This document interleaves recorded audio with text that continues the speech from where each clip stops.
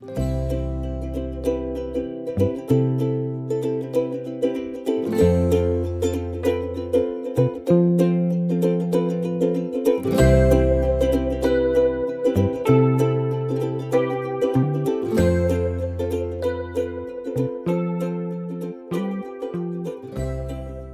is an almost unbelievable paradox in Namibia. This country covers more than 318,000 square miles, or about 824,000 square kilometers, roughly 3 times the size of the United Kingdom. Yet 92% of its territory is classified as arid, and less than 1% of the land is suitable for cultivation. This is a place where sun-scorched grasslands, massive sand dunes, and seemingly endless dry seasons make farming look like an impossible equation. And yet, the people of Namibia have managed to build a distinctive agricultural system. To understand how they have done it, we first need to grasp the true scale of the land they are dealing with. On farms covering thousands of acres, or thousands of hectares, herds of livestock have to move across enormous distances.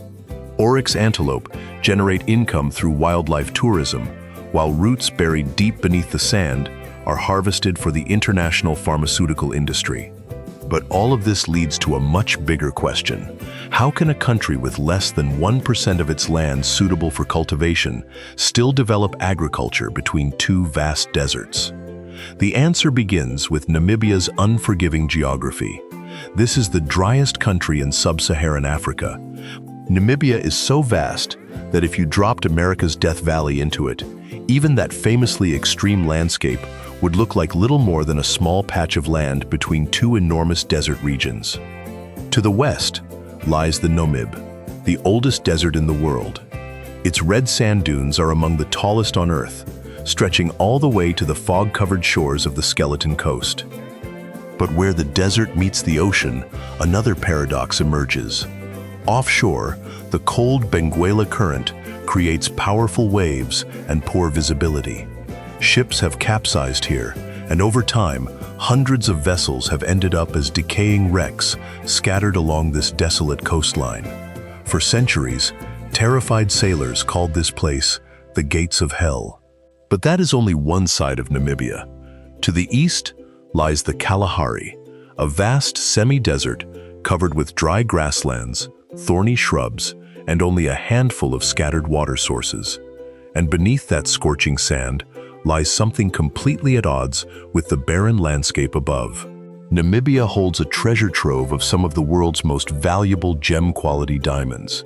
But here is the paradox that defines the entire story. Diamonds cannot quench thirst, and they cannot fill empty stomachs. For much of the population, agriculture remains the foundation of everyday livelihoods. Nearly 70% of Namibians depend directly or indirectly on livestock and crop farming, even though cultivable land accounts for less than 1% of the country's total area. That is why agriculture in Namibia is not built around vast, fertile fields. Instead, it revolves around drought-resistant crops, livestock grazing across enormous stretches of land, and above all, the most important survival skill in the desert, making every precious drop of water count. If you had to farm in a place like this, what do you think would be the biggest challenge? The soil, the water, or the distance? Leave your choice in the comments. Because from this point on, the question is no longer whether people can farm in the desert. The real question is, what do they have to do with every single drop of water to keep an entire farm alive? And that is where the next part of the story begins.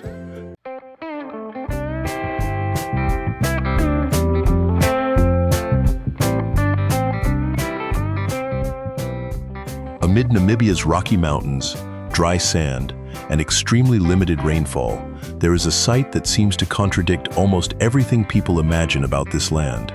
Rows of lush green grapevines stretching along the Orange River. Here, Namibia has combined river water, abundant sunshine, and a favorable harvest window to develop a large-scale table grape industry. But growing grapes in such an arid landscape solves only half the problem. The real challenge is producing consistently high-quality bunches, protecting them once they leave the vine and transporting them to markets thousands of miles away or thousands of kilometers away, while keeping them fresh and in excellent condition. And that process actually begins long before the next harvest. Immediately after harvest, workers begin pruning the vines to control the number of shoots for the following season. Across vineyards, arranged in long, perfectly straight rows of trellises, every stage of growth is carefully managed. As the vines grow, young shoots are tied to the trellises. The canopy is adjusted so sunlight can reach each bunch of grapes. But to produce bunches that meet market standards, growers have to do something that seems completely at odds with the goal of increasing production. They deliberately remove some of what the vines have already produced. Excess flowers are removed. Grapes that fall below the required size are also cut away, allowing the remaining nutrients and energy to be concentrated on bunches that are more likely to develop evenly. It is a selection process that happens right on the vine. Fewer grapes are left in less desirable positions, giving the remaining fruit a better chance to grow. Then, toward the end of the year, the vineyards enter their busiest period.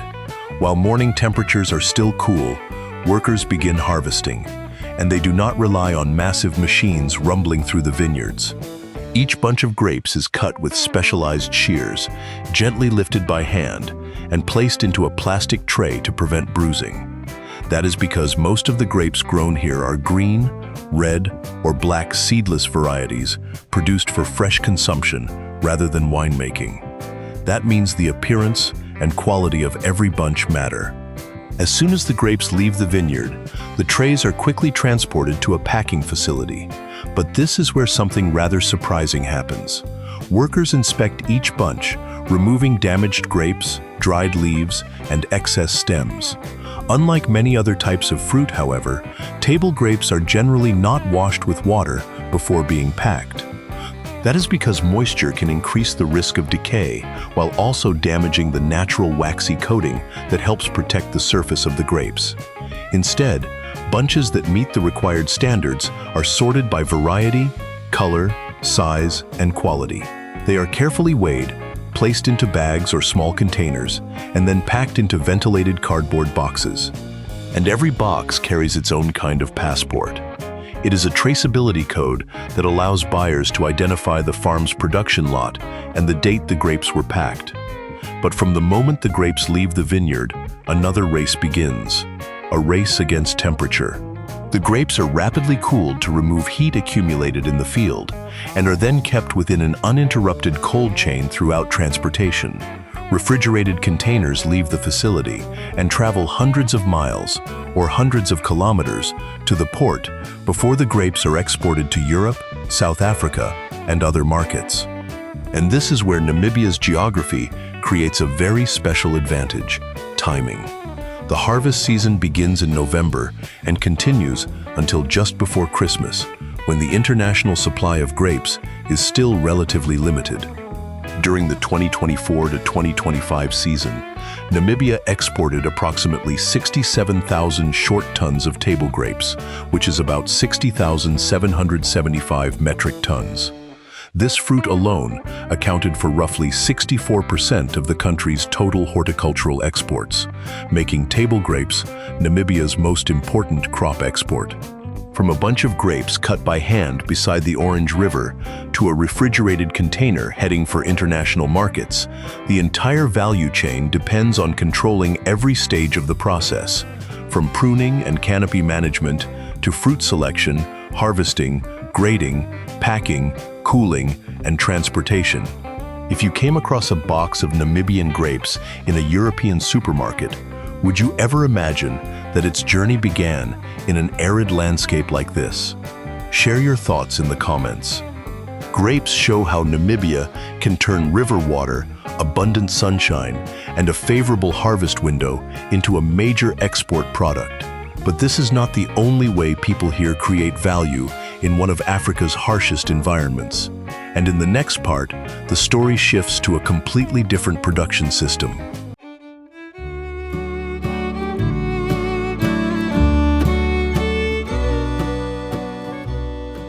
In one of the driest regions of Africa, there is a crop that requires growers to wait for years before they can even know whether their investment will truly pay off.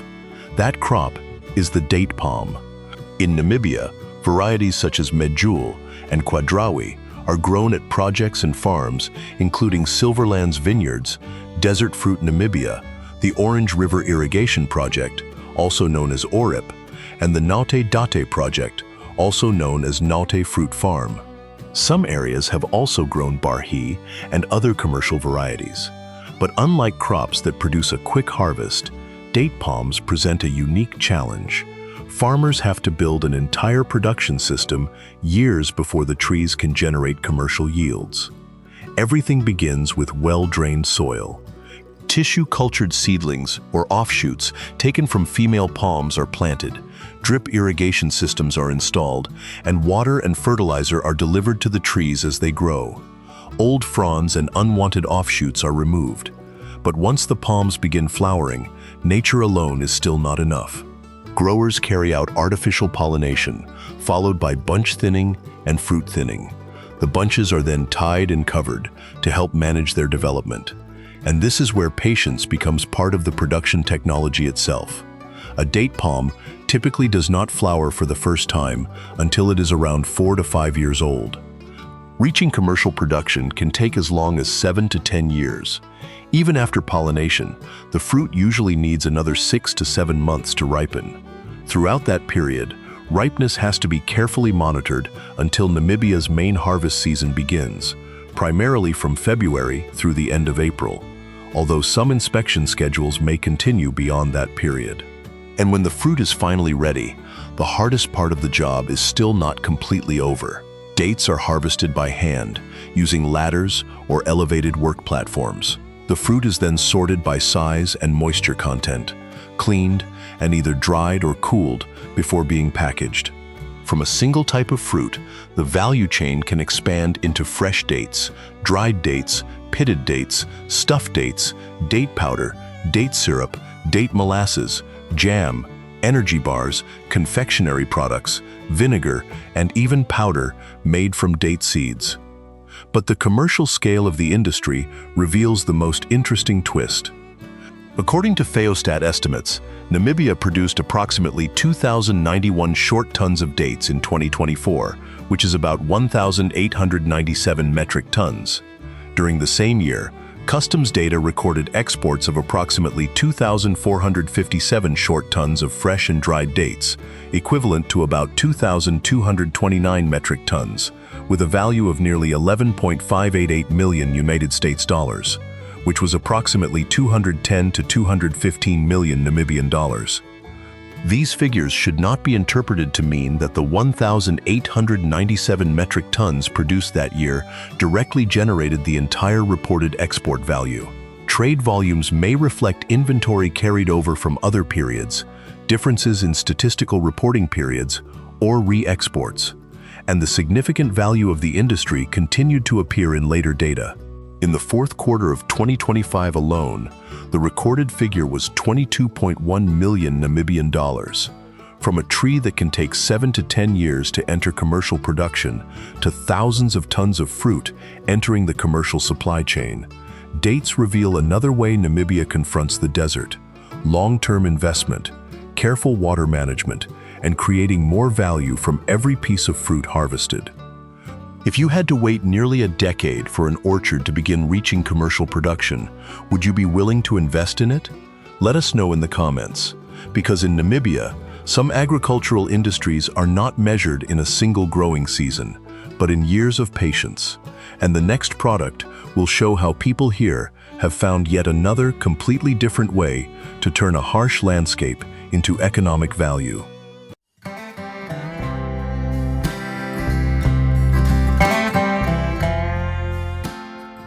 Few people would imagine that Namibia could produce a small fruit that demands an exceptionally high level of control: fresh blueberries. In Mashare and Divundu, in the Kavango East region, farms such as Mashare Berries Farming, also known as Namib Blue, and Namibia Berries, are demonstrating a different direction for Namibian agriculture. Instead of relying entirely on natural conditions, growers create a carefully controlled growing environment, managing everything from water and nutrients to pH levels. But that is only the beginning. With blueberries, simply producing fruit is not enough. The berries have to meet strict quality standards and enter the cold chain extremely quickly. Before the plants go into the ground, the production area and protective covering systems are prepared. The plants can be grown in growing media, containers, or hydroponic systems, while drip irrigation delivers water and fertilizer directly to the root zone. Growers continuously adjust pH levels and nutrients. Beehives are placed throughout the production area to improve pollination. The plants are also regularly pruned and trained, while pests and diseases are carefully managed. At Mashare, varieties such as Atlas Blue, Jupiter Blue, and Bianca Blue are grown, while Namibia Berries produces varieties including Maldiva, Madeira, and Azra Blue. And some varieties can produce their first crop surprisingly quickly. Under well-managed conditions, certain varieties can produce their first harvest after only about 6 to 8 months, although it generally takes around 2 to 3 years to reach stable production levels. From July through October, Namibia's blueberry harvest season gets underway. But not all the berries on a plant ripen at the same time.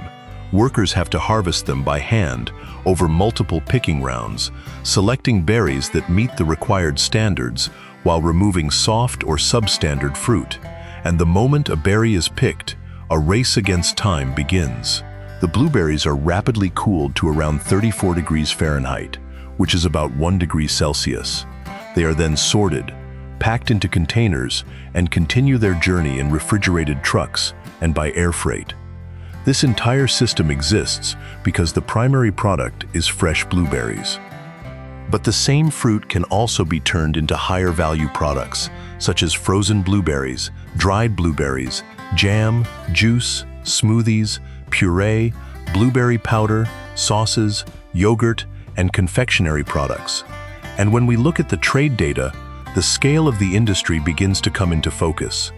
In 2024, Namibia exported approximately 612,000 pounds, or about 277,977 kilograms, which is equivalent to roughly 306 short tons, or about 278 metric tons, under Harmonized System Code 081040. Those exports were valued at approximately 2.873 million Namibian dollars, equivalent to about 52.2 million Namibian dollars. Behind those numbers is a production chain that demands constant control over growing media, water, fertilizer, pH levels, pollination, hand harvesting, and finally, a temperature of around 34 degrees Fahrenheit, or about 1 degree Celsius. If you were a farmer, would you be willing to invest in such a tightly controlled system to pursue a high-value crop like this? Share your thoughts in the comments. The story of Namibia's blueberries offers an important lesson. When natural conditions impose limits, more precise management can open the door to an entirely new kind of agricultural production.